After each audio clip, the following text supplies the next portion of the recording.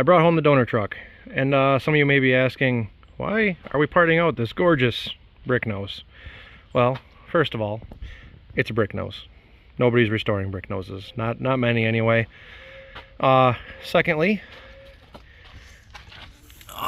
she's got some sad transfer case stuff going on. It's an inline truck. Man, look at that frame. That's not bad. So it's an inline truck, so you know, nothing real super desirable anyway. It's a 4-speed though. Probably gonna hang on to that. There's some issues with the paperwork that make it difficult to register this truck, and it's got a nice plow mount on the front. So we're gonna pull the plow mount off. He wants to put it on a different truck, the guy I got this from. We're gonna pull the box off. He wants to sell that because aside from a little bit up here, that's pretty easy fixable. This box is not in bad shape whatsoever. So he's gonna sell that, and then he wants to build a truggy type thing with like either an old car body or a roll cage, or so he wants to do something with the frame. So he has no interest in the body. We're taking the cab, he's selling the box, parting out whatever else he doesn't need, and all the pieces will go to better use than trying to put this thing back together again.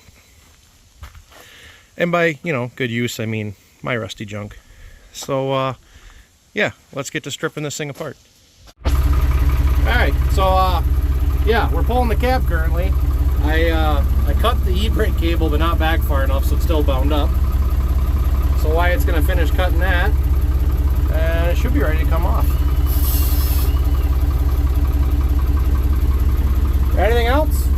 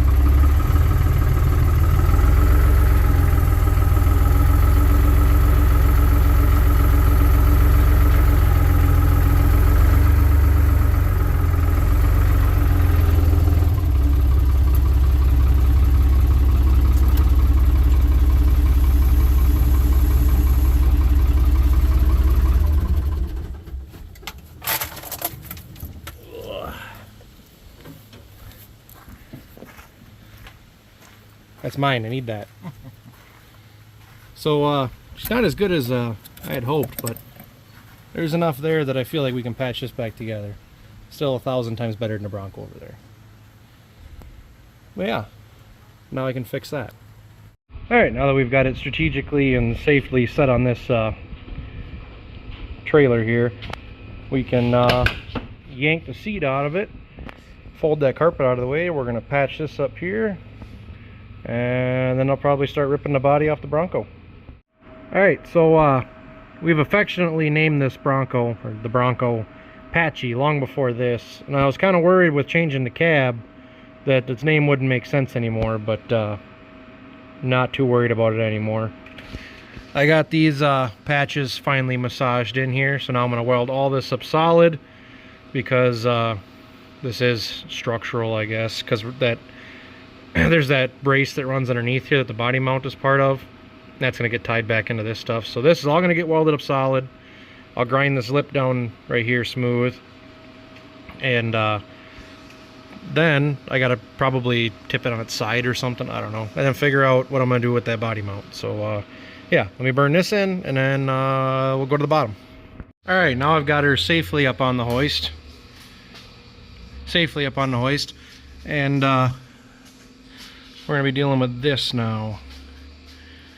I think I'm just going to copy this with measurements and whatnot. It should just be a mirrored image, I think. maybe not. Well, I kind of got a rough idea, like it's got to come off here and do things, and the hole's got to be about that far in. So yeah, let's just do that. Yeah, moving on. All right, allow me to update you. I got that crudely welded in, and I've precisionally shaped this piece. I got a thick chunk of like 5/16 or something like that welded to it. That's where the body mount to go. Hot, hot, hot. Oh my God. This, I'm gonna mount up something like show. I'll get it kind of close, burn in what I can, beat everything else into submission, weld her up solid. I'll measure off this side, drill my hole, and then yeah, the cab should be ready to go on. Alright, there we go. Oh, it's boogery glory. Just ignore those welds. Got my hole punched in there. Should be close-ish to the right spot. If not, we'll bore it out bigger. But yeah, at least now the body mount is reattached to the body. More so than it was, but less so than factory. This side all looks pretty good. Just gonna leave that the way it is. I think I'm gonna call that good for now. Tomorrow we're gonna probably yank the body off of the Bronco, and then we'll set this thing back on there. I'll see you then. There we go. Now it's professional. Nothing a little bit of black paint can't fix. Alright guys, another beautiful rainy day here in Wisconsin. You know, we need the rain. No, we don't. Crops are bad. Moving on. You know, I'm in the process of tearing his body off here, and really it's a shame. Like, this thing was gorgeous. Like, the seats barely worn. How many miles does this thing say it's got? 54,180. Honestly, I'd almost believe that. The pedal's not wore. You know, a little bit on this edge here. The armrest isn't all wore out. But like, look at this dash. There ain't a crack. Even the foam unobtainium bit that you can't never seem to find is just beautiful. So we're gonna do the right thing and probably post this up for sale. So hopefully somebody can get some use out of it. And I'm like $60 into this Bronco yet. So if I can get that out of just that dash, then we're back to free Bronco status again. So, but yeah, like these door cards are beautiful. A little bit of rot here. Like, it's a shame this thing just freaking disintegrated. Like, there's, if I can show you here, there's no floor left under here. Like, even back here, she's just gonzo. But back seat's gorgeous. Both seats are gorgeous. Center console lid isn't busted off. The steering wheel's gorgeous. Like, this was a nice going to town rig till it wasn't. So yeah, anybody looking for a dash for a brick nose, hit me up. I think they're the same for the bull nose too. But yeah, back to work. All right, we got the body off of Apache here. So what we got to do now is finish pulling these mounts off that were rusted and cut through. On the pickup cab, the body mounts are on the inside of the frame, and they're like an inch back further than the Bronco mount. So I'm just going to weld the C-channel cross member in here, and then we'll bolt to that. I'll drill a hole in the cross member, we'll bolt to that. What else do I got to do? I'm going to weld the plate over here. I'll probably reinforce this back here a little bit. Shorten up my filler neck. Yeah, let's get to work. Alright, so I got my piece of C-channel notched out and sitting flat. I'm gonna clean the frame up here. I'll make a little filler piece to go into here and burn that in solid, and that should be good enough. Alright, let me update you. I got this put in, all welded in, kind of screwed that up a little bit, should have been back further. That's where the holes ended up after I measured it out. But it'll be fine. That's done. Got all my body mounts situated. I'll have to source some bolts once it's set on there, but the stuff keeping us from putting the cab on sorted. I got some exhaust cobbled under here. Made a little quick and dirty Y pipe. Goes into some stainless, which is way too good for this thing. Comes up here in the frame, so it's nice and out of the way. Doesn't get crushed. Has a little dog leg. Comes back here and hangs off the factory hanger. So Got that on and all welded up on the top side. Once it's up on the hoist, I'll finish the bottom side. While it's finishing up the electrical, we're gonna rip the bumper off because it's easier with the body off, because I gotta build a thing in the front with a hitch receiver for my winch anyway. Yeah, we're getting pretty close to setting the body back on. All right, let's see if she's gonna fit.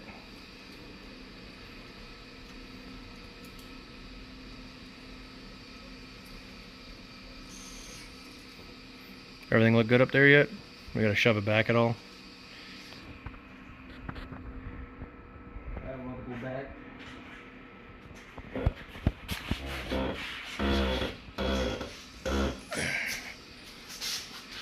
Okay.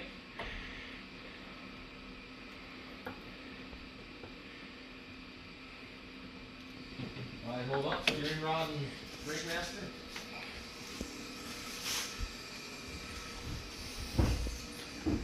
Oh, of course some are going to hit the fucking... I left the old body mounts on there and our little step brace is hitting there, so I'm going to have to cut them off. Should line up this time.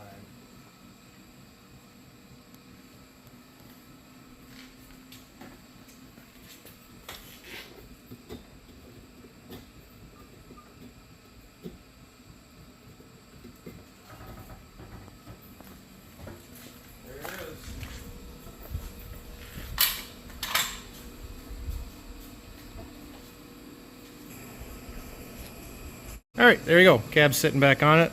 I've got to find some nuts for the mounts back here. Not sure where my measuring went wrong, but you can see the original hole right there. We were not even close. So actually a good thing. We just took the plasma and blew some holes up further. Dropped a bolt in there. I got to find some nuts and washers. Up here, I'm going to have to make some spacers. Not sure what happened there, but whatever, I'm okay with it. And now we gotta hook all this shit back up. Alright, so it's the next day. I got all the body mounts are tight, cab's bolted down. Started putting things back together. Went to go test fire it. It would fire on spray, but the fuel pumps wouldn't run. So I started investigating the harness here. Focus. And I thought it was just going to be like a plug-and-play type ordeal. We changed the undercab harness and we changed the ECM out for the V8, and I figured it would just work, but it didn't. Everything else works. Headlights, I don't know about the taillights, they're not hooked up. It would, you know, fire or make spark or whatever. Everything else would work, but no fuel pumps. So I went out to the donor truck, and then I realized that was a 91, so it didn't have the in-frame fuel pump. It just has the fuel pumps and the sending units on both tanks. So I chased the wires back up on that where the fuel pump wires came in. It's the same plug, same color plug and everything, but the pinout is slightly different. On that one, this pink wire with the black stripe, it is sitting down here next to this pink wire with the green stripe. That's how the Bronco was wired. On the truck, it's up in this corner here is the fuel pump wire. I presume it's something to do with the dual tank switch. So there is another wire right next to it that I believe would get power if you flip the switch, but I got lucky on the first try and it had power on the one I checked. So I just pulled the plug apart, depinned it, put the pin in over here. Now I'm gonna put the plug back together, but I plugged this all back in. Fuel pumps ran, truck ran fine. So I'm gonna throw this back together and I'll show you it running. Alright, got my harness all put back together, got the key rolled forward, and now as long as nothing's changed, it should fire right off.